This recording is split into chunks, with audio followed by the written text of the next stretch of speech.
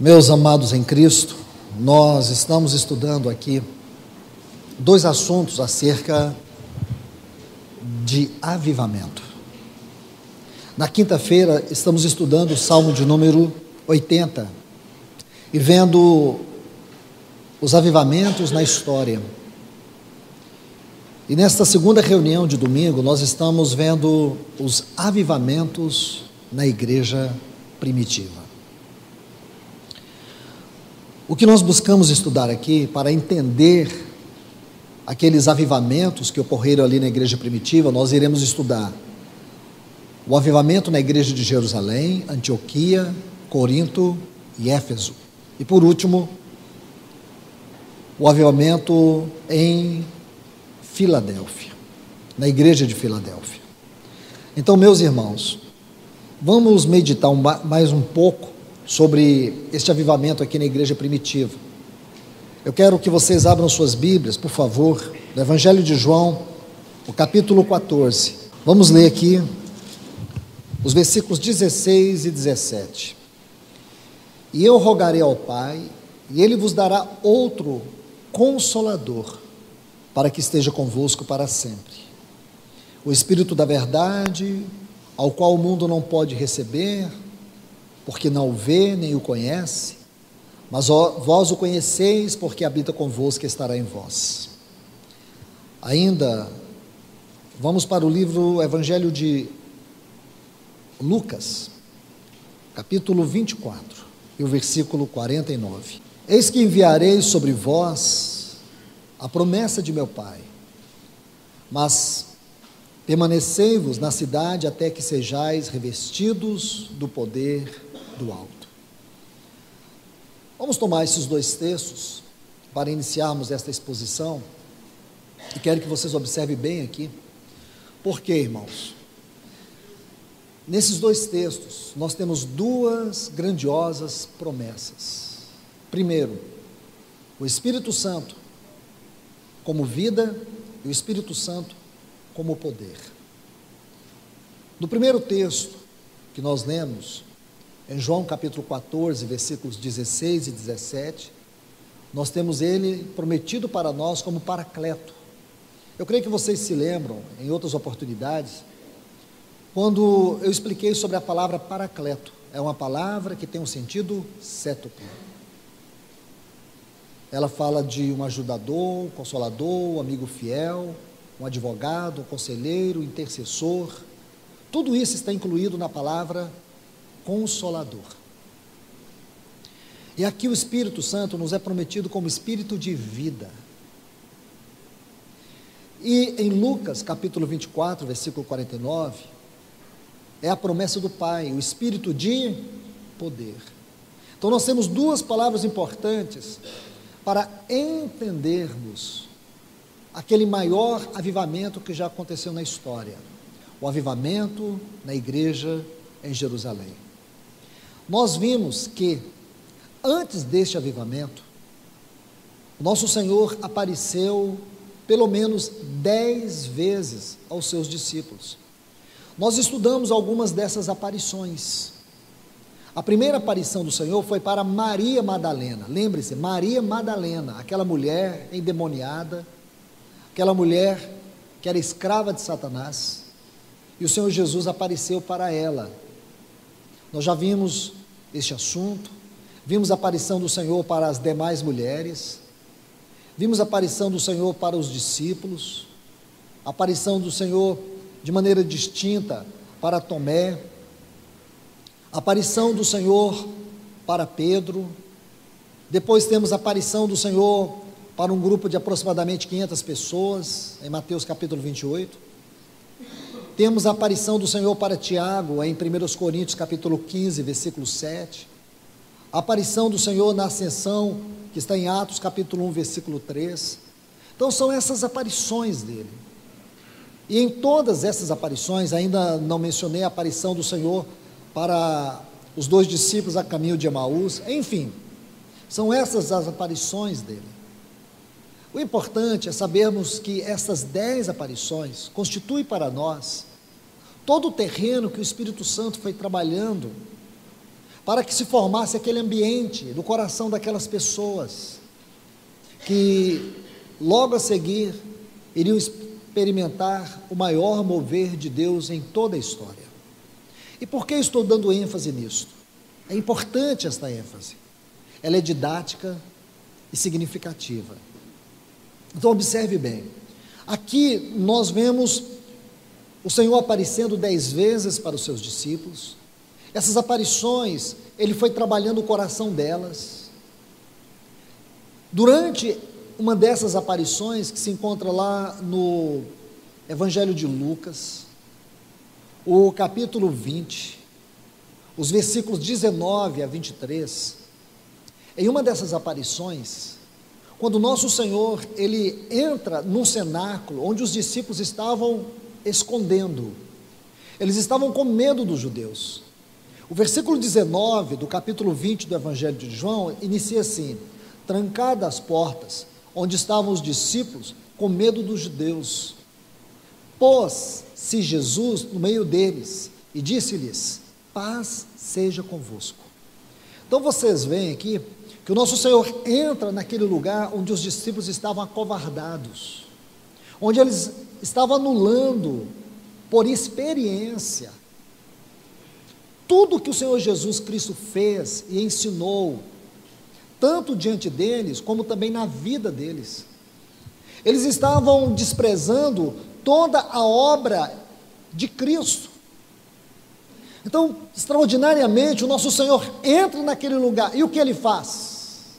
A Bíblia diz que Ele sopra o Espírito Santo, e diz: recebei o Espírito Santo. Então, a palavra soprou ali, que é colocada por João, soprou, eu já expliquei sobre ela, mas não me leve a mal ter que explicá-la novamente. Essa palavra é um termo grego que só ocorre aqui, em João 20, só ocorre aqui. Se você quiser examinar, abra sua Bíblia, você vai ver essa palavra: soprou sobre eles o Espírito Santo. Versículo 22, e tendo dito isso, soprou. Está vendo aí? Esta palavra é um termo grego enfusão. Enfusão. É um termo único no Novo Testamento. Agora, é importante nós sabermos aqui que o Velho Testamento foi escrito em hebraico, mas por volta do ano 325, Ptolomeu Delfos pediu que fosse feita uma cópia do hebraico, do Antigo Testamento. Então, o hebraico do Antigo Testamento fosse feita uma cópia do hebraico para o grego. Essa versão foi feita por 70 rabinos, por isso ela é conhecida como Septuaginta, chamada versão dos 70. Então, nós temos aqui essa versão dos 70, que é o texto grego do Antigo Testamento. Quando você estuda esse texto grego, você vai descobrir que existe um lugar que ocorre esta palavra. Aonde? O Espírito Santo, irmãos, ele está por detrás da inspiração da Bíblia, está por detrás também dessas traduções da Bíblia. Ele preservou aquilo que ele quis preservar para nós. Por mais que tenha a mão do homem, o suor do homem, a inspiração e a glória é de Deus, porque este livro é a palavra escrita de Deus. É um livro singular, escrito no período de 1500 anos, por 40 autores, em 3 continentes. Você faz ideia? E nada neste livro diverge. Esse livro é tão perfeito, que para escrever um livro perfeito como esse, você teria que pegar, são 66 livros. Para ser perfeito como esse livro, você teria que escrever 66 livros, juntá-los na sua mão, entrar num avião, e a 10 metros de altura, você teria que soltar as folhas, soltar todo o livro, cortar aqui por baixo, deixar as folhas livres e soltar. E sabe como que, para ser igual a esse livro, as folhas deveriam cair no chão, e cada uma empilhada na outra, e perfeito. Nenhuma folha poderia sair do lugar, para ser perfeito como esse livro. É difícil isso, irmãos? Não é difícil, é impossível. A inspiração desse livro, do ponto de vista humano, seria impossível por isso ele é um livro divino. Nós temos que confiar na inspiração deste livro. As versões podem estar diferentes. Eu não me preocupo com versões, eu me preocupo com a inspiração. Eu me preocupo com a revelação. Eu não me preocupo como alguém lê esse livro, eu me preocupo como alguém tem revelação desse livro. Porque ler e não ter revelação, ler esse livro, ler o jornal é a mesma coisa. Então escute. Busco esse ponto alternativo, mas significativo. Meus irmãos, aqui você vê, em Gênesis 2:7 temos esta palavra, infusão. Quando diz que Deus criou o homem do pó da terra e soprou, olha aqui a palavra, infusão. Soprou nas suas narinas o fôlego de vida. Está vendo aí, irmãos? O que quer dizer que quando o nosso Senhor entrou naquele cenáculo, aquele mesmo Senhor exaltado, glorificado, aquele que é homem e é Deus, aquele que criou todas as coisas e sustenta todas as coisas pela palavra do seu poder, ele entrou e soprou o Espírito sobre eles e diz: recebei o Espírito Santo. Então o que eles receberam ali? O Espírito de vida. Porque nós temos essa relação de Gênesis 2:7 na Septuaginta, que faz uma sombra, ou não melhor uma sombra, joga uma luz sobre o versículo 22 do Evangelho de João, capítulo 20. Muito importante, irmãos, você entender isso, porque agora a igreja recebe esse Espírito de vida, ela sai daquele cenáculo, ela vai para Jerusalém, e lá em Jerusalém os irmãos se reúnem segundo a ordem do Senhor. Então, por favor, vem comigo no livro de Atos dos Apóstolos, capítulo 1, leamos os versículos 3 a 5, aos quais também, depois de haver padecido, apresentou-se vivo, com muitas provas incontestáveis, aparecendo-lhes durante 40 dias e falando a respeito do reino de Deus. E estando reunido com eles, mandou-lhes que não saísse de Jerusalém, mas que aguardasse a promessa do Pai. Então, a promessa do Pai está em qual texto? Lucas 24:49, lembre-se, eis que vos dou a promessa do meu Pai. Isso está em Lucas 24:49, ele está falando disso.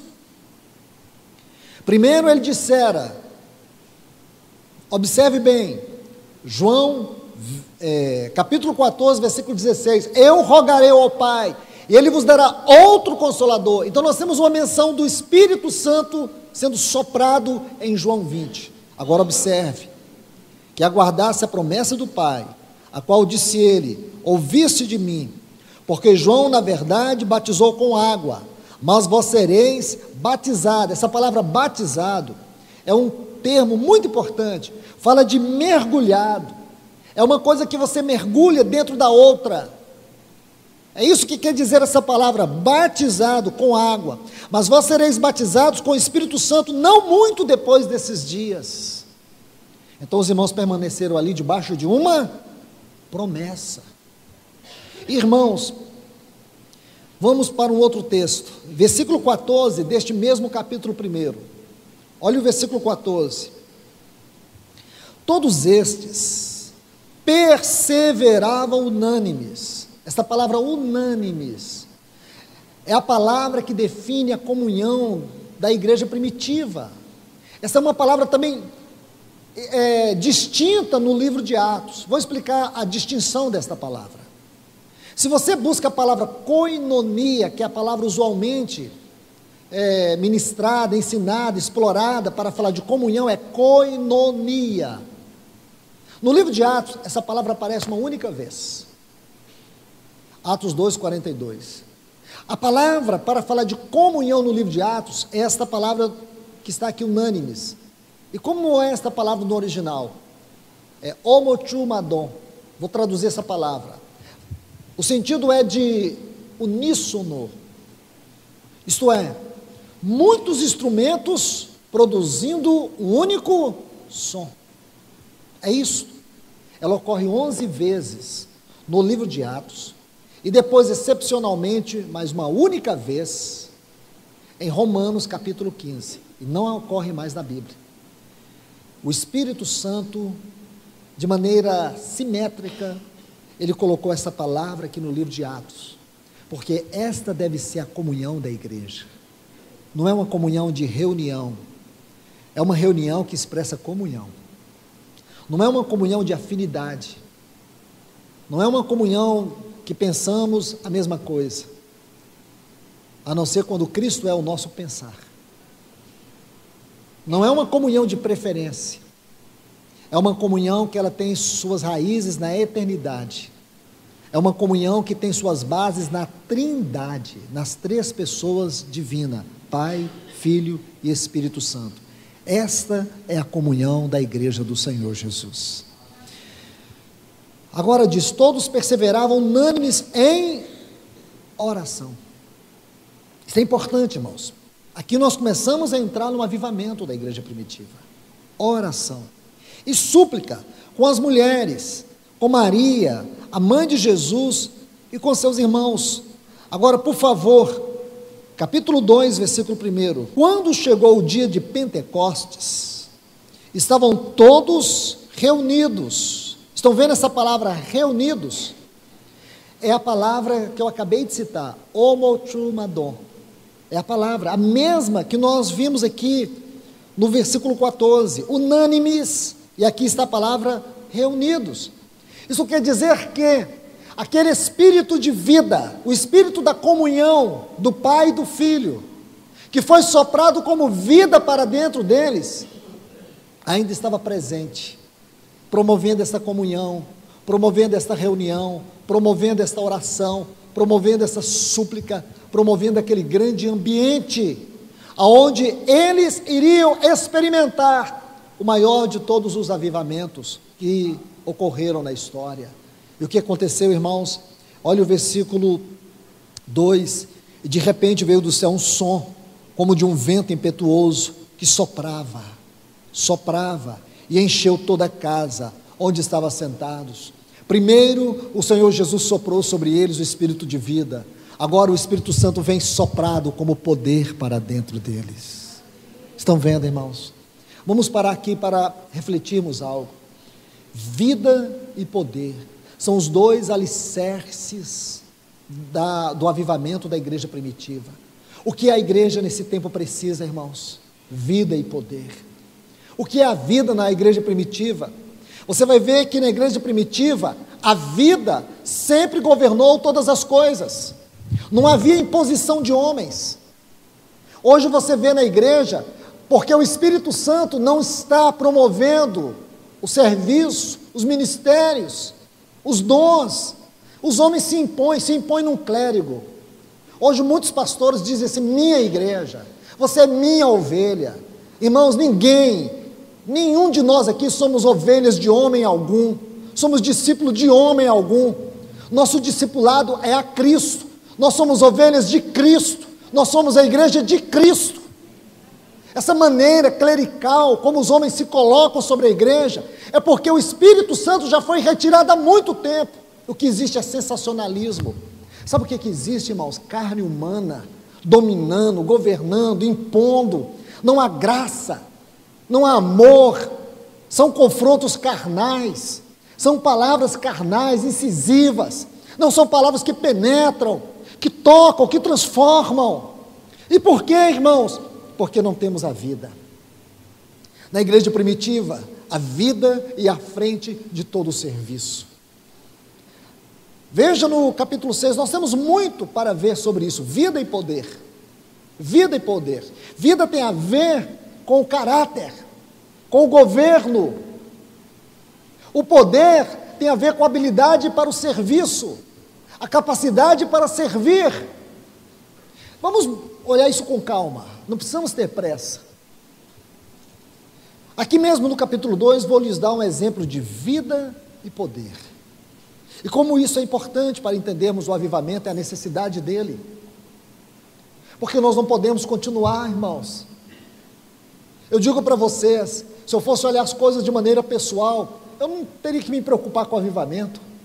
Como também acho que não precisava nem preocupar com a volta do Senhor. Parece que esse mundo está tão bom. Está tão bom. Olha a obra de Deus pelo mundo, quanto tem avançado. Eu acabo de chegar de uma conferência, onde havia irmãos de tantos lugares, irmãos da Patagônia, irmãos de vários lugares, até inóspitos, com fome da palavra. Isso já seria muito lucrativo. Já estou indo para uma outra conferência, vai ter outra conferência, tantas oportunidades, isso é maravilhoso demais. Nada disso, irmãos. Nós não servimos a conferência, isso não quer dizer nada, se o Senhor não está nisso, se não é para a glória do Senhor, se não é para um chamado da igreja, a sua vocação, a sua responsabilidade, apressar o caminho para a volta do Senhor, porque se for para ficar de evento em evento, ficar contabilizando números, nós estamos confrontando ou afrontando a vontade de Deus e fazendo o nosso ministério. É aqui que muitos homens caíram e estão enterrados na apostasia, porque fizeram algo para eles mesmos. Meu ministério. O único ministério reconhecido na Bíblia é o ministério do Espírito Santo.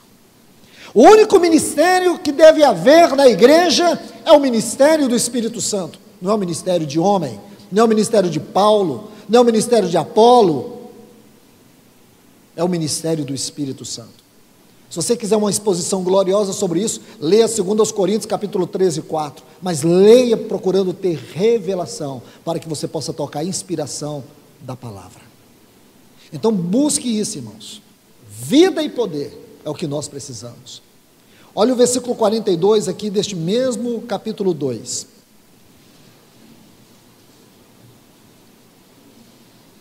E perseveravam na doutrina dos apóstolos, na comunhão uns com os outros, no partir do pão, isto é, a reunião da mesa, da ceia do Senhor, e nas orações. Apenas esse texto. Esse texto é importantíssimo. Aqui nós temos os 4 fundamentos da vida prática da igreja. Tudo o que se desenvolveu na vida da igreja tinha esses 4 fundamentos, que era a doutrina dos apóstolos, o ministério da palavra, comunhão, eu acabei de falar, esta realidade eterna espiritual que tem como fundamento a Trindade, a mesa do Senhor e as orações. Irmãos, um grande exercício para você: estude as orações na igreja primitiva. Veja como eram as orações da igreja primitiva. Aqui no versículo 42 nós temos o que podemos chamar espírito de vida, ou a vida. Agora vamos entender o poder. Observe o versículo 43 até o 47. Em cada pessoa sobreveio temor, muitos prodígios e sinais. Olha o espírito de poder.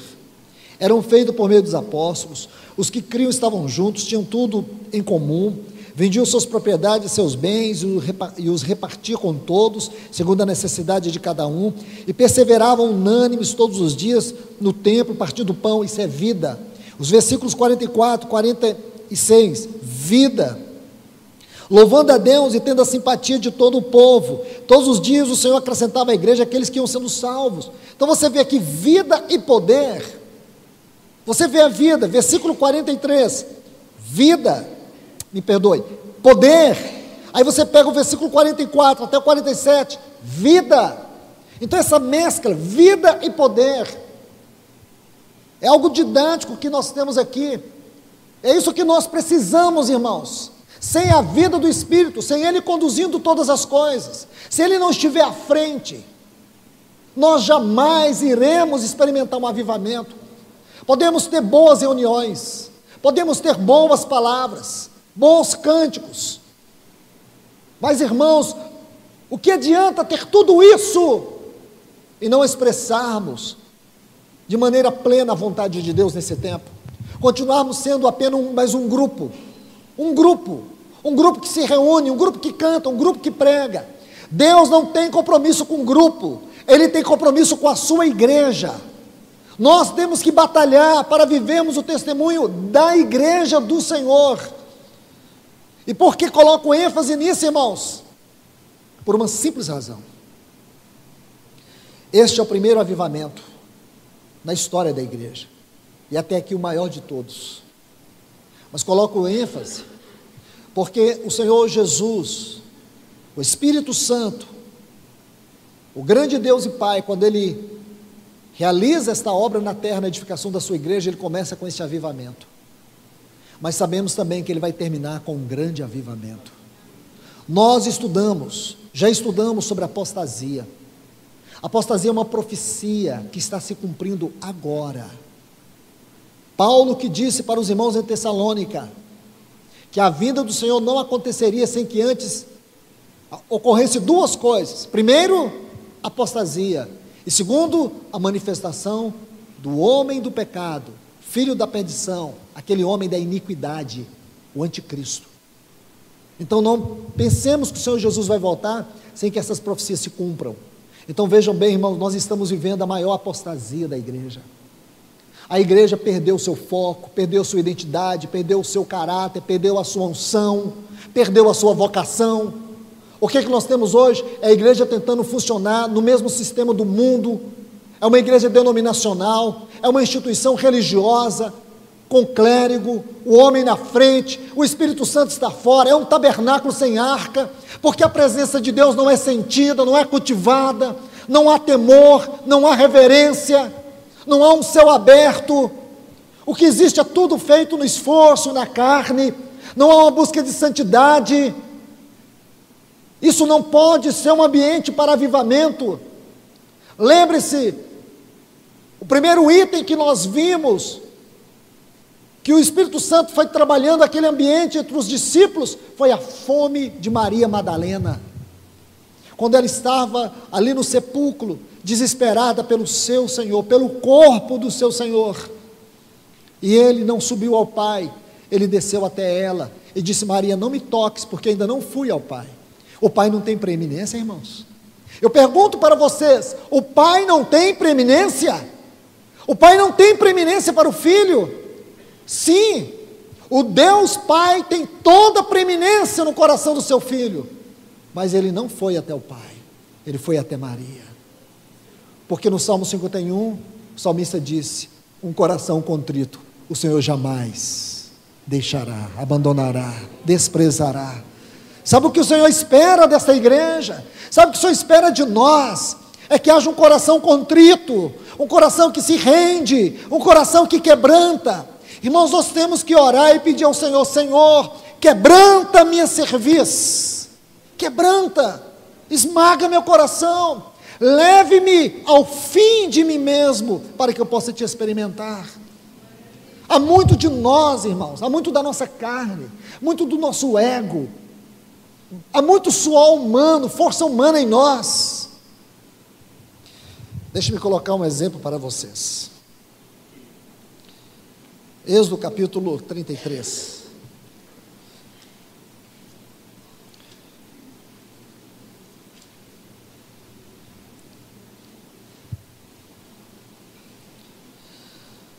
Eu creio que todos vocês sabem o contexto deste capítulo. Quando o povo de Israel havia adorado o bezerro, a ira de Deus veio sobre aquele povo. Deus estava disposto a destruí-los. E naquele momento delicado, de uma extrema apostasia, um terrível desvio, onde aquele povo estava adorando, cultuando um bezerro, chamando ele de Deus, adorando aquele bezerro como se fosse aquele bezerro que os houvesse tirado da terra do Egito. Então a indignação de Deus vem por causa da sua glória e santidade, e Deus está disposto a destruir aquela nação. Porém Moisés se coloca diante de Deus. Então vamos observar apenas um ponto.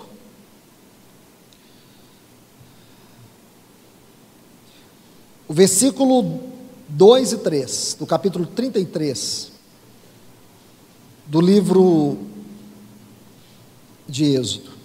E eu enviarei diante de ti o anjo, e lançarei fora os cananeus, e os amorreus, o Eteu, o Ferezeu, o Eveu, o Jebuseu, sobre essa terra que flui leite e mel, mas eu não subirei no meio de ti, porque és povo de dura cerviz, isto é, um povo que não se quebranta, um povo que não se rende, um povo que não se arrepende, um povo de um coração petrificado. Irmãos, isso jamais deve acontecer entre nós. Coração petrificado, um coração inquebrantável, um coração que não se rende. Por favor, vem comigo aqui no Salmo de número 51, olha os versículos 16 e 17. Ele diz assim, Davi diz assim: porque não queres sacrifício, senão te daria, e se te ofereço holocausto, não aceitas.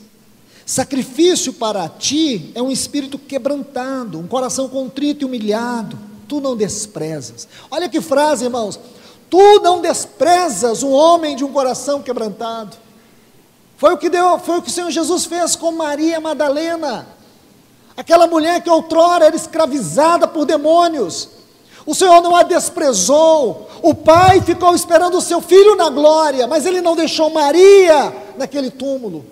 Irmãos, o Senhor deseja encontrar entre nós um ambiente de pessoas cujo coração estão quebrantados, estão humilhados na sua presença. Esse é o verdadeiro culto, esse é o verdadeiro louvor. O verdadeiro culto não é a música que cantamos. O verdadeiro culto não tem a ver com uma reunião de pessoas aparentemente irreverentes. A verdadeira reverência, a verdadeira adoração é um espírito quebrantado, contrito, humilhado na presença desse Deus Santo. É isso, irmãos. Como nós vamos experimentar a vida do Espírito Santo se nós não nos rendemos, se nós o resistimos? Permita-me colocar mais um texto,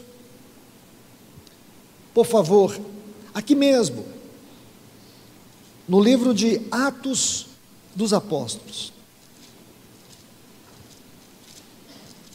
Deixe-me colocar esse texto porque ele traz muita luz para nós.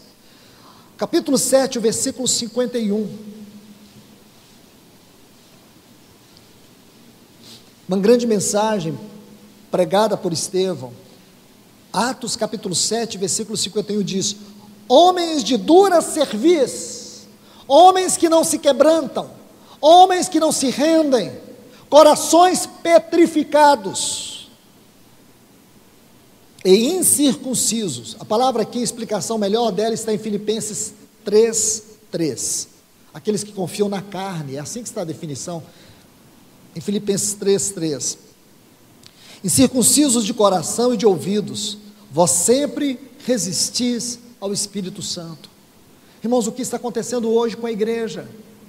O que está acontecendo é que a igreja está resistindo ao Espírito Santo. Deus anela, irmãos, pela sua igreja.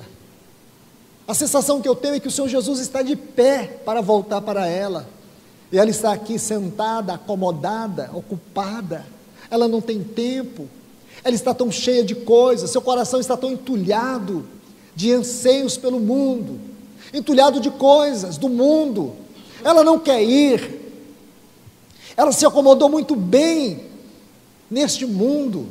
Irmãos, essa não pode ser chamada a igreja do Senhor. A igreja do Senhor tem um coração de viúva, porque matar este mundo matou o seu Senhor. O nosso coração é como o coração de Maria Madalena, coração daquela mulher, que para muitos era indigna, mas o Senhor, Ele viu a contrição do coração dela, Ele viu o quebrantamento dela. O que tem impedido o Espírito Santo de fazer a sua obra na igreja hoje, é essa cerviz inquebrantável. Como diz aqui Estevão, homens de dura cerviz, que resistiam ao Espírito Santo. Irmãos, resistir ao Espírito Santo é um pecado, entristecê-lo é um pecado, apagar o Espírito Santo é pecado. Nós não podemos continuar como igreja, achando que nós chegamos numa esfera de grande avanço espiritual. Não é isso que o Senhor quer para nós, Ele quer uma plenitude.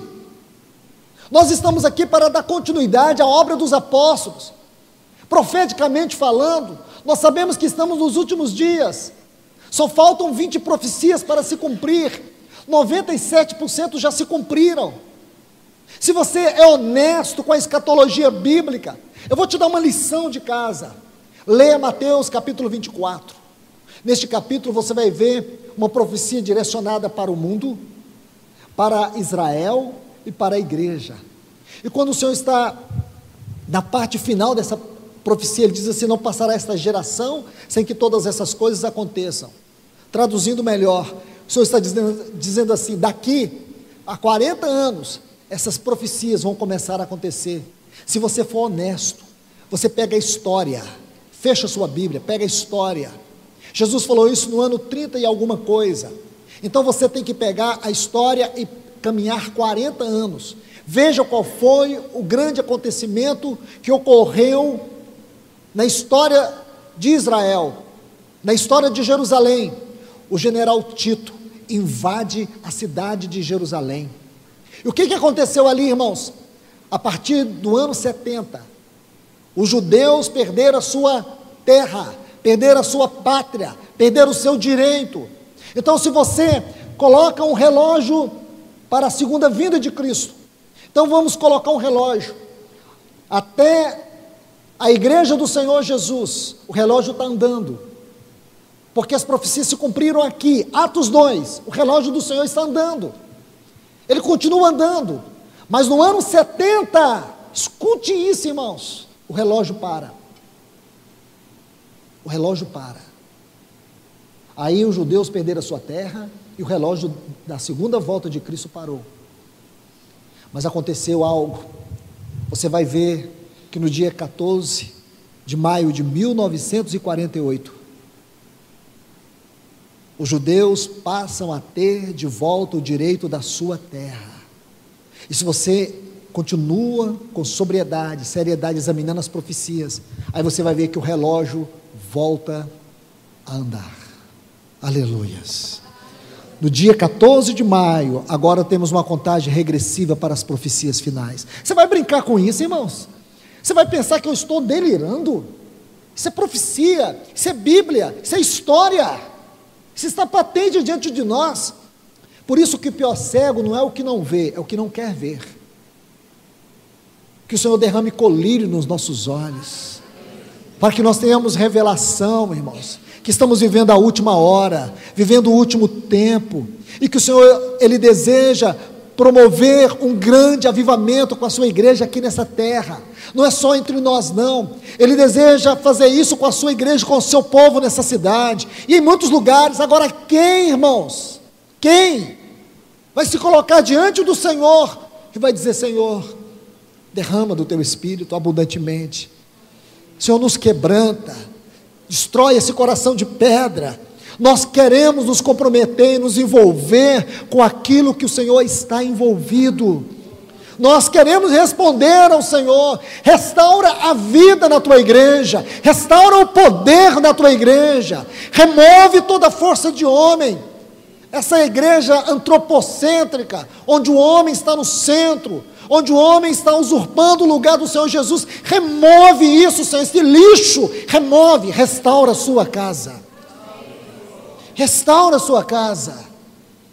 É isso que nós temos que pedir, irmãos, e precisamos ser honestos, porque se nós não formos honestos, irmãos, sabe o que vai acontecer conosco? Seremos um tabernáculo sem a arca, sem a presença de Deus. O Senhor diz para o povo de Israel, para Moisés: eu não posso caminhar com este povo, porque é de dura serviço. O Senhor não caminhará com aqueles que não se rendem. Irmãos, o chamado do Senhor para nós nesta manhã é para que nós nos rendemos, é para que nós temos a coragem e a humildade de nos render. Nós não podemos achar que um ambiente bom é tudo, a plenitude é o melhor. Nós podemos perder a plenitude por acharmos que estamos vivendo o bom. Tem algo de Deus para nós, existe algo que o Senhor deseja fazer em nós. Então não podemos ficar aqui aprisionados. Há algo mais do Senhor, há um chamamento para viver, há uma vocação para exercer.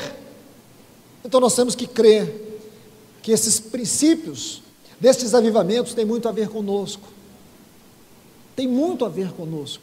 Vida e poder. Carecemos desse poder, irmãos. No Salmo 80, na quinta-feira, nós vimos a indignação do Senhor com a oração do seu povo. O Senhor ficou indignado com a oração do seu povo.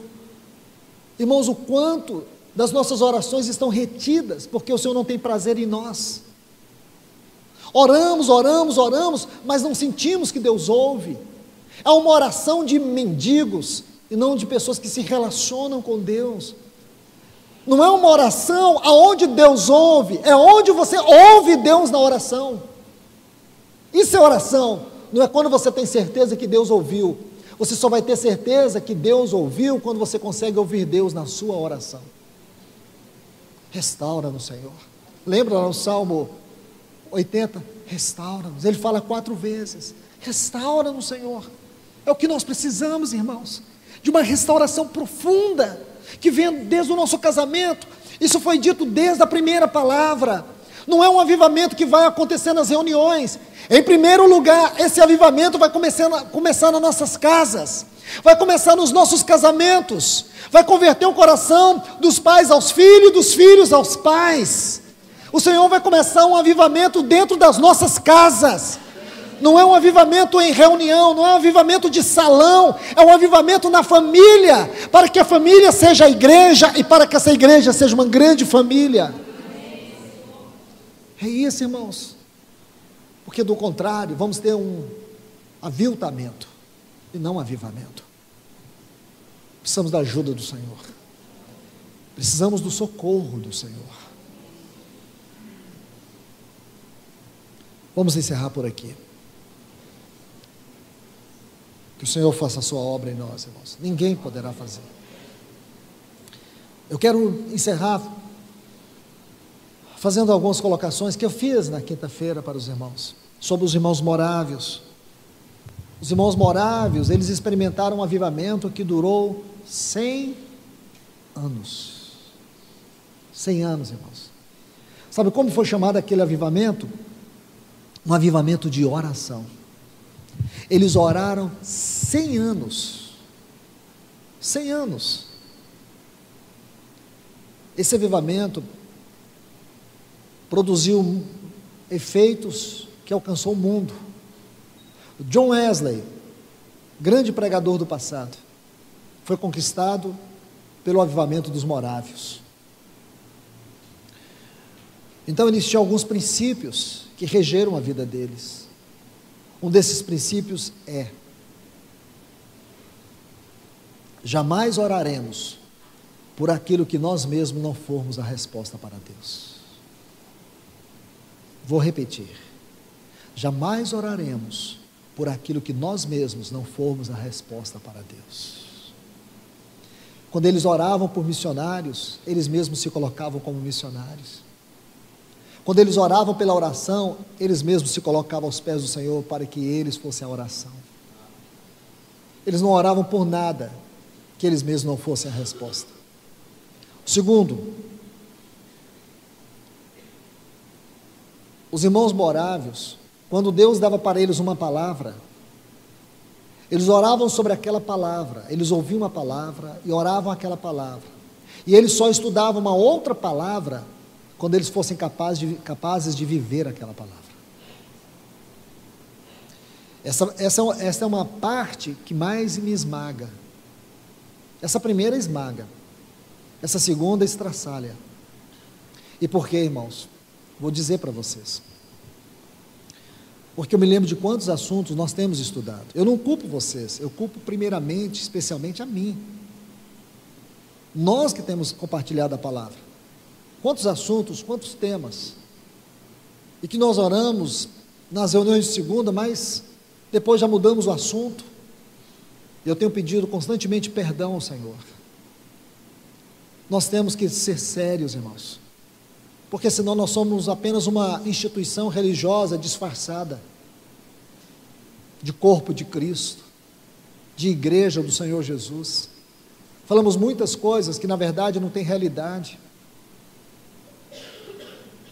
Irmãos, que Deus coloque um basta lá no nosso coração. que nós tenhamos a humildade, mas também a coragem. Primeiro, para reconhecer nossos erros. E segundo, para dizer ao Senhor: Senhor, se nós não somos sérios com o Senhor, se nós não levamos o Senhor a sério, julga-nos. Começa o teu juízo aqui por nós. E talvez, irmãos, tenhamos experimentado muitos efeitos desse juízo em muitos aspectos da nossa vida pessoal, familiar e até congregacional. Que o Senhor nos ajude, irmãos. Que nós venhamos ser a resposta sobre aquilo que nós oramos. Que nós venhamos amar a palavra do Senhor e orar sobre ela até vivermos esta palavra. De maneira pessoal, de maneira congregacional, nós venhamos viver esta palavra. Que o Senhor nos ajude. Que Ele restaure a vida, que Ele restaure o poder. Vida, caráter, o fruto do Espírito. Gálatas capítulo 5, versículo 22 e 23, fruto do Espírito é vida. A gente fala que o fruto do Espírito tem 9 gomos, que são citados nesses dois textos, Gálatas 5, 22 e 23, é o fruto, tem a ver com o Espírito de vida. Em 1 Coríntios capítulo 12, os versículos 4 a 9, nós temos os dons do Espírito, isso tem a ver com o poder, fruto do Espírito e os dons do Espírito, vida e poder. Imagine quanta coisa nós temos que falar aqui, irmãos, ou o Espírito tem que nos ensinar aqui. Que o Senhor nos ajude, irmãos. Deus vos abençoe. Pai, nós te louvamos e te agradecemos, Senhor. Nos reunimos no teu nome e no teu temor, Senhor. Senhor, visita a tua vinha, a vinha que tu plantaste, Senhor. O Senhor nos tirou de um mundo de trevas, de um mundo de pecados. Senhor, quem éramos nós? Filhos da ira, condenados eternamente ao inferno. O Senhor veio e nos arrancou com o teu braço de amor, com as tuas mãos santas, o Senhor nos arrancou, quebrou o jugo do pecado e da servidão, e hoje nós estamos aqui, Senhor, filhos perdoados. Senhor, nós queremos que o Senhor nos visite novamente, Senhor. Senhor, não te indignes com a nossa oração, encontre entre nós o lugar do teu prazer, encontre aqui, Senhor, homens e mulheres com a cerviz quebrada, Senhor, com o coração rendido, com o coração entregue, consagrado. Ajuda-nos, Senhor. Senhor, nos socorre nesta hora, neste mundo de apostasia, nesse ambiente de apostasia generalizada, de frieza generalizada. Vem, Senhor, visita a casa que o teu filho está edificando, a qual casa somos nós.